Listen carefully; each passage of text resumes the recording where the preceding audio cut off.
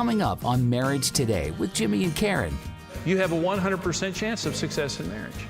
You were made for marriage. God made you in your mother's womb, and you were made for marriage. And some people just think, I don't know that I can succeed in marriage. I'm fearful of marriage. I have a 50-50 chance. You don't have a 50-50 chance. You have a 100% chance if you do it God's way.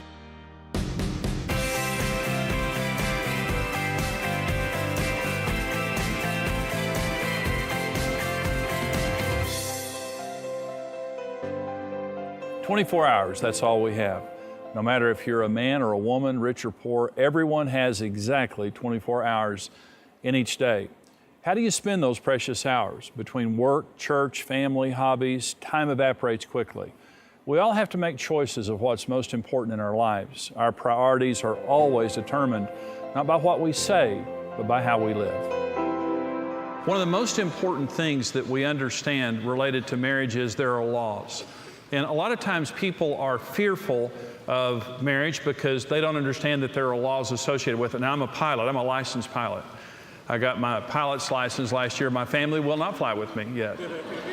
Let me give that disclaimer. But there are laws related to aerodynamics. And so I'm not afraid to fly as long as I'm respecting the laws, because there are laws. Planes don't just fall out of the air.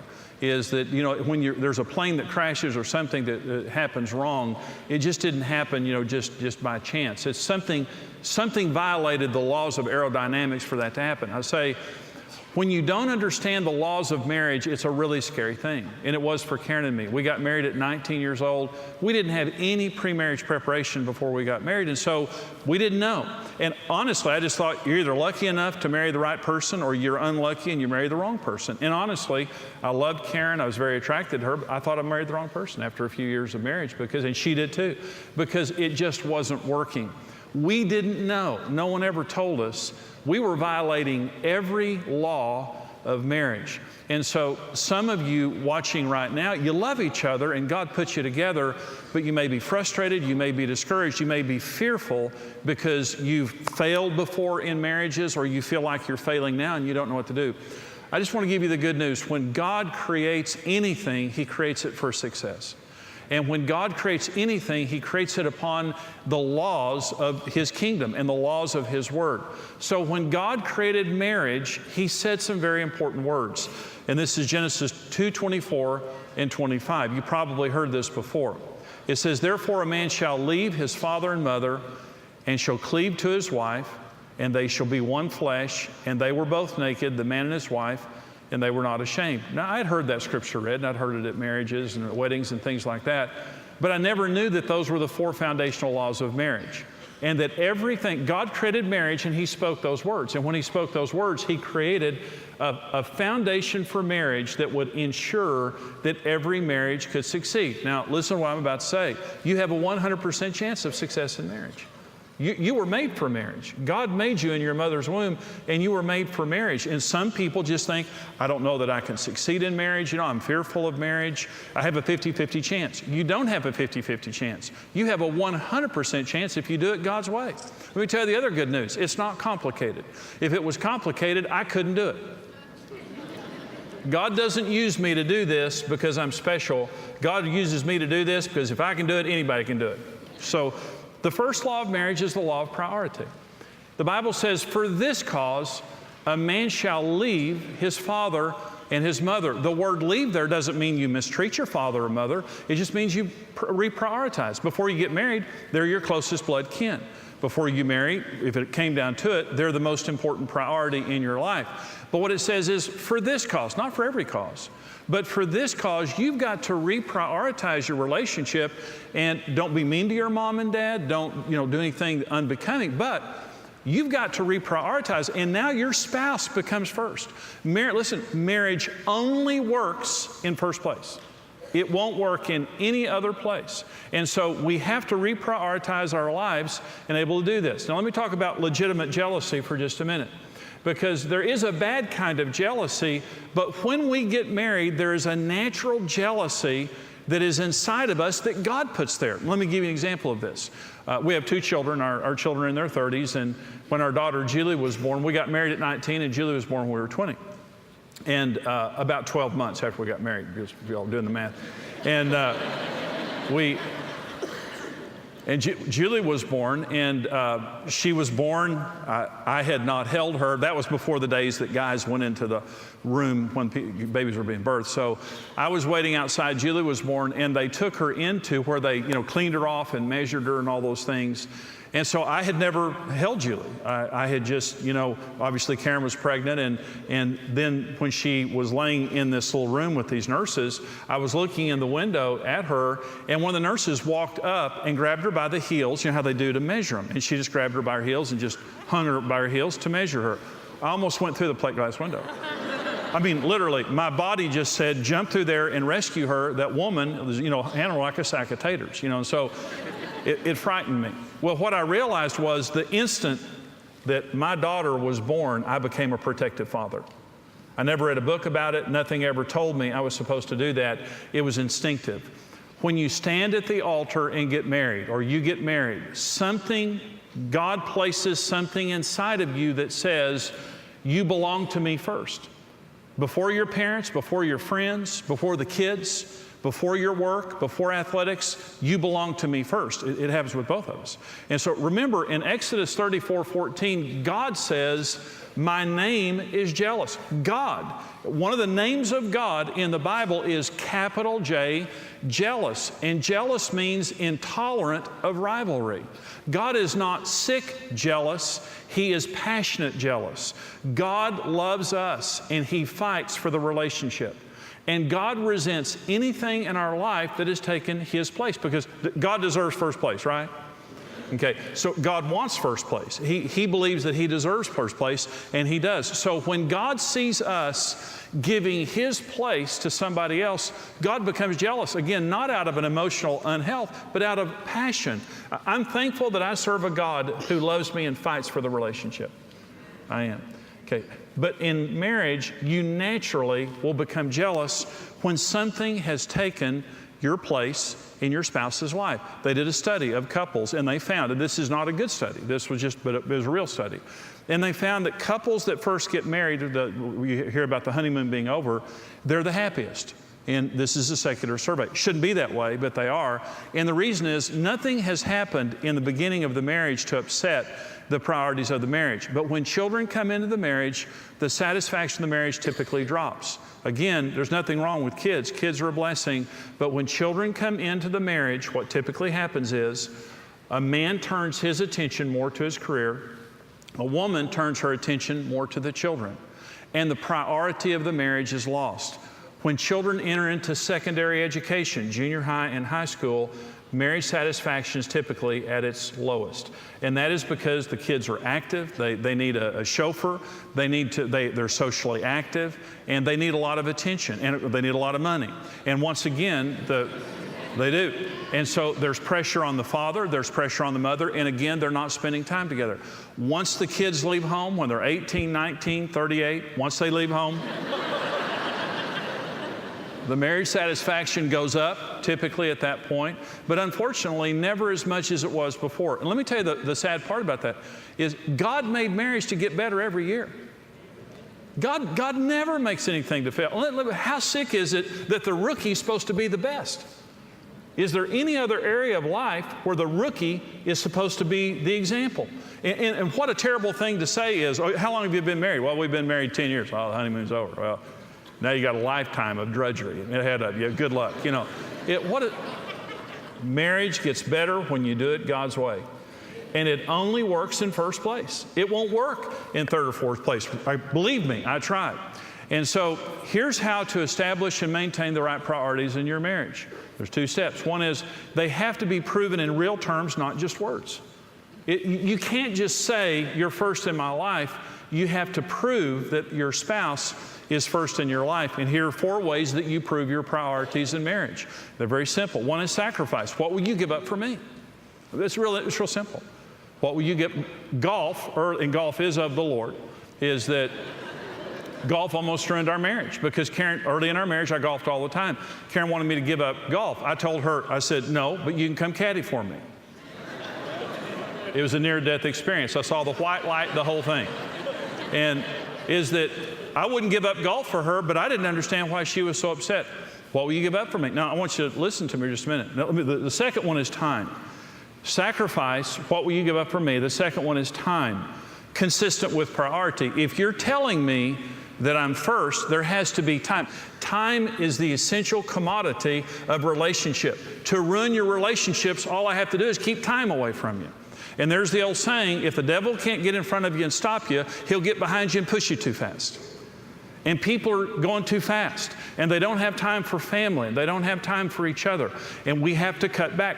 What will you give up for me, and how much time are you going to give me? Let me say this. When Karen and I got married, there weren't cell phones. There weren't computers. There weren't fax machines. There weren't cars. There were cars. We had cars back then. But listen, there weren't computers and cell phones and all that. So when you were with a person, you were with that person. If you were on a date and you were like eating dinner, it was just you. No one else was with you. Today, we have so much electronic intrusion into our lives. And when you're dating, here's what happens. When you're dating, your phone rings and you look at it and turn it off. Whoever's calling you, you turn it off because it's like, sorry, someone's trying to get a hold of me, but you're more important. You're more important. I'm going to sacrifice talking to my friend because of you. When you're married, you take the call.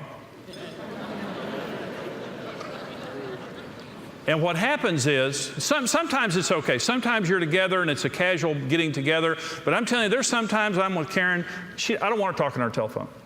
And she didn't want me talking on my telephone.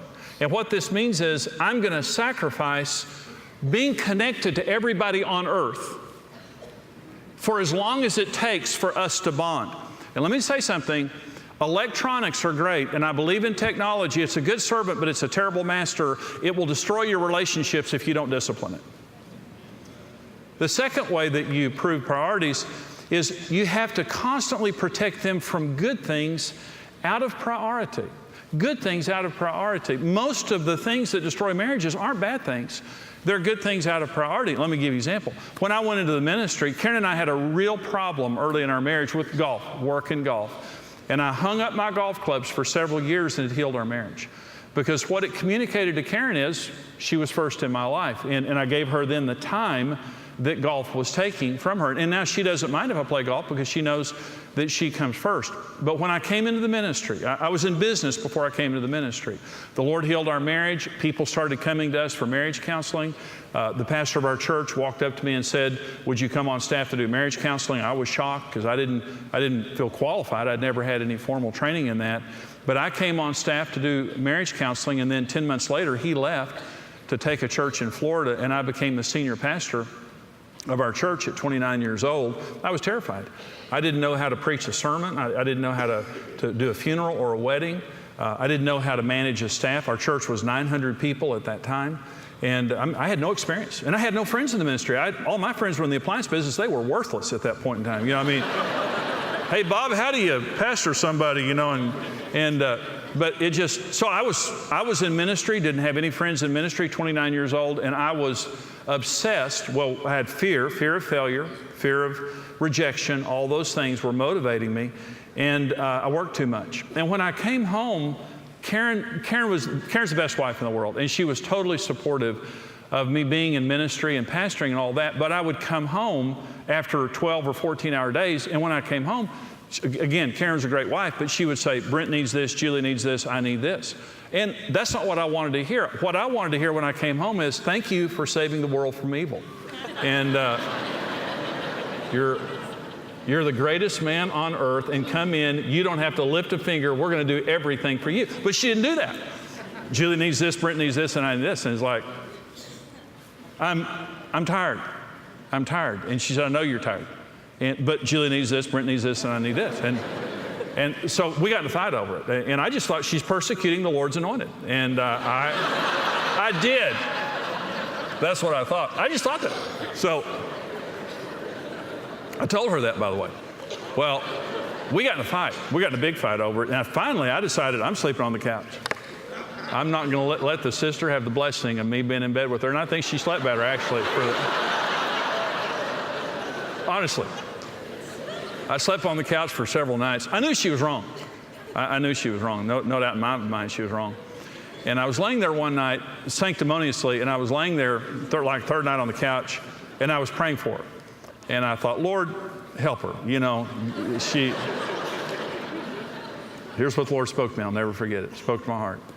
Jimmy, you have communicated to Karen in real terms that the church is more important than she is. Now you repent and you go tell her you're wrong. And I thought, you mean I've spent 3 nights on the couch to hear that? And I went and I told Karen, I said, Karen, I'm full of fear. I'm driven. I'm giving everything to the church. And I said, I'm so sorry. And I said, I'm going to leave the ministry. I'll go back in the appliance business. We'll get our lives right. And Karen said, Jimmy, you're supposed to be in the ministry. Don't leave the ministry. But we need you first. And from that point forward, I changed because I decided I wasn't going to lay my family on the altar of success. And let me say this, sometimes we get confused between God and church. The most important thing in my life is God, but that's my personal relationship with God. That's not church. The second most important thing in my life is my wife. The third is my children. The fourth is in church and extended family and work. It comes all the way down here. And like I said before, a lot of times the things that are threatening our relationship aren't bad things. They're good things out of priority. Children, nothing is as important, God in a marriage, children. But some people say, well, my children, you know, I live for my children.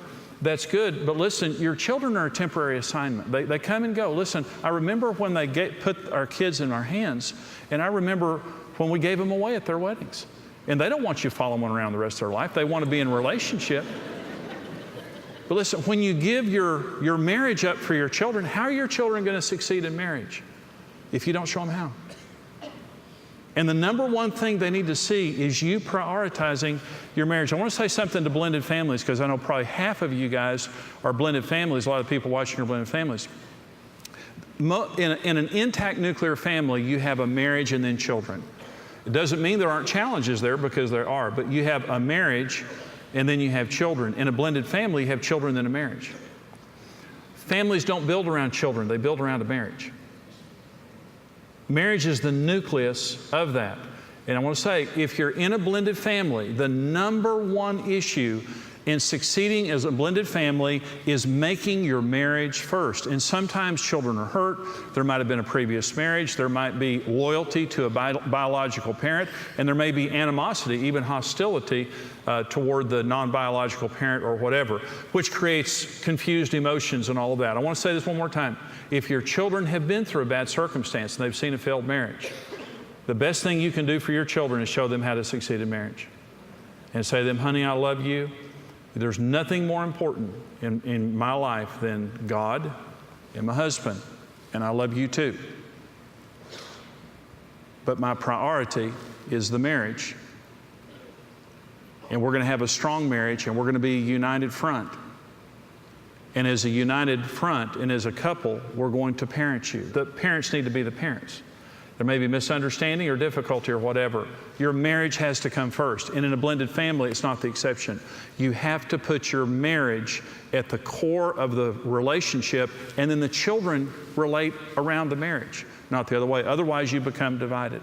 The number one law of marriage is the law of priority. It only works in first place. Let me say this. It's a challenge, and some of you may be violating that law, and your spouse is complaining. They feel jealous. And they're complaining about your work, they're complaining about the kids, they're complaining about this or that. Not bad things, just good things out of priority. What your spouse needs to hear from you in real terms is, I'll make any changes in my life I need to make. But except for Jesus Christ, you are the priority in my life. It's not a principle that's for a few, it's a law. It's the only way that marriage works. What we have right now in our full Marriage on the Rock seminar is the fullest and most complete and most updated seminar that I've ever done. And it includes the issue now of blended families, the most important issue in marriage, the 4 foundational laws of marriage, how to understand and meet your spouse's needs, finances, sex, in-laws, all of those kinds of things are covered in Marriage on the Rock. Right now, for your gift of any amount to support the ministry and mission of Marriage Today, we go across America and all over the world helping people succeed in marriage and helping little children stay together with their parents. helping people to achieve their dreams and to keep the nightmare of divorce and family problems from happening. And so if you would support us right now, we'll send you a CD single called The Most Important Issue in Marriage. And it is the most important issue in marriage. It's the most important marriage teaching you'll ever hear, I promise, for your gift of any amount. For your gift of $50 or more, we're going to send you the full 10-part audio series, Marriage on the Rock, all the teachings included, with the Marriage on the Rock book also. For your gift of $110, I know some of you, $50 would be a sacrifice for you, $20 would be a sacrifice. Some of you can give $110, and for that, we'll send you the DVD series. All 10 sessions on DVD, plus the Marriage on the Rock book, and plus a bonus book, Happy, Happy Love, which gives you the secrets of how to stay in love. We want you to get these important resources. Here's how you can do it. Marriage on the Rock, the best-selling book and series, is the essential resource to having the marriage of your dreams.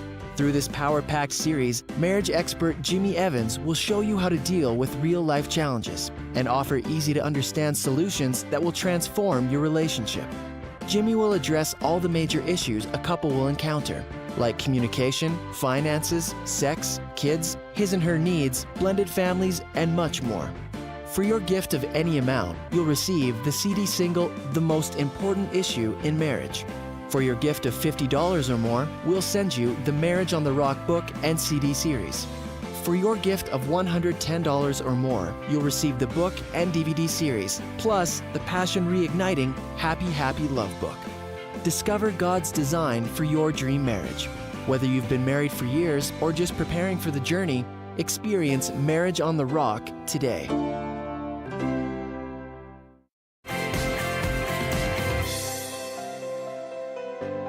This program today is talking about priorities in marriage. God made marriage to be the number one priority, except for our personal relationship with Jesus Christ. And it won't work any other way. We tried it, and our marriage almost failed. I was sharing that in the teaching today. But let me tell you what I want to challenge you in. If you've been married for much time at all, probably your priorities have suffered. And again, it's not what you say, it's what you do. In real terms, you might say to your spouse that you love them first, but do you give them more energy than the children? Do you give them more energy than work or friends or church or other good things? Most things that destroy marriages are not bad things. They're good things out of priority. And when something else comes before your marriage and comes before your spouse, there are going to be problems. There's going to be resentment. And they're going to begin to sound off to you. And here's my challenge to you today. If you've been married for very long and your priorities have begun to suffer, your marriage has suffered. And the passion that you once felt toward your spouse, it's not there anymore. I'm not saying you don't love them or you don't have any passion towards your marriage, but maybe you look at TV shows or movies or friends or other people and you're thinking, man, they have the kind of marriage that I want. I thought that's what I was getting into, but now, it's kind of turned out to be a dud marriage. You can have a passionate marriage and you can change your marriage. You don't have to wait on your spouse. You can do the right thing first. The best person does the right thing first and becomes the redeemer in the relationship. And my encouragement to you is this. If your priorities have suffered, and you may say, well, my spouse is doing this and my spouse is doing this, okay, well then you be the game changer. You be the redeemer. Has anything come before your spouse in your life? I'm talking about practically now. When you're with them, are you on your phone all the time? Are you texting all the time? Are you tired because you gave all your energies to someone else? Are you pursuing them like you did when you first dated? And you say, well, wait a minute now, we've been married for a long time. We don't have to do that anymore. Of course you have to do that. It never changes. People who have great marriages have the discipline in their relationship that they keep it first and they keep working at it. And people who have bad marriages, if you'll notice, some of the most famous people in the world, some of the prettiest and richest people in the world go through marriage after marriage after marriage. And you say, well, why do they keep failing? It's just, these are laws. These are the 4 foundational laws of marriage. And the number one law is marriage is first. We come to encourage you in your marriage and family relationships because you know something, if you're happy in your marriage and family, you're happy. But it doesn't matter what else you have if you don't have a good marriage. And marriage is something that God looked at Adam once he had made Adam, and he said, it's not good for him to be alone. And he made a woman.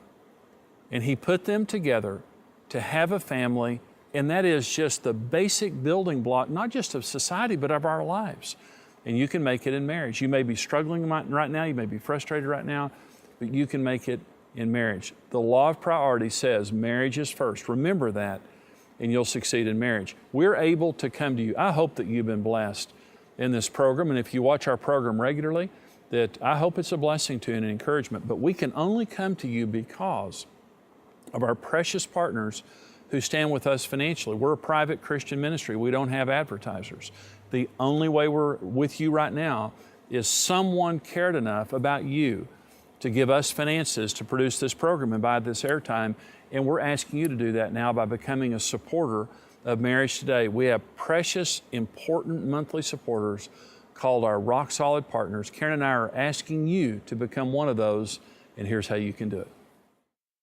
When you stand with Marriage Today, your individual effort multiplies with other like-minded partners, and together we can rebuild the dream of marriage for couples around the world.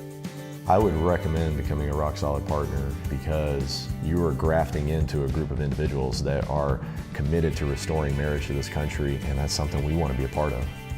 In pursuit of this vital mission, Marriage Today utilizes a daily television broadcast, multiple live events, a comprehensive online outreach, and hundreds of marriage-building resources. Your partnership is literally making every facet of this ministry possible. And that means couples are receiving the help and hope they need to take their marriage to the next level of fulfillment and intimacy. We enjoy the resources, we enjoy all of it, but I think just knowing that we're touching the lives of so many other marriages, creating an atmosphere for them to get the help they need. Being a rock-solid partner with Marriage Today grants you immediate access to an exclusive library of the ministry's resources and intimately connects you with our mission of helping couples succeed in marriage. We're proof that the ministry is beneficial and that it works. It has helped to save us, and that means that our children get to grow up with two parents in a home together. It makes a difference in our lives every single day that I couldn't imagine not being a partner. Everyone has something to give, and there are millions of unreached couples who desperately need the marriage-strengthening resources of Marriage Today. That's why we need you to join us. Become a rock-solid partner with the ministry and mission of Marriage Today. Thank you for watching Marriage Today with Jimmy and Karen. Support Marriage Today with your best gift and receive the series Marriage on the Rock. Follow your interests and get social by connecting with Jimmy and Karen and the Ministry of Marriage Today on Twitter. Plan now to attend an upcoming Marriage Today seminar or speaking event. Visit marriagetoday.com/events for registration and complete details. Become a rock-solid partner today and connect with the mission of Marriage Today. Together, we can help couples succeed in marriage. This program is made possible by the generous support of our faithful partners.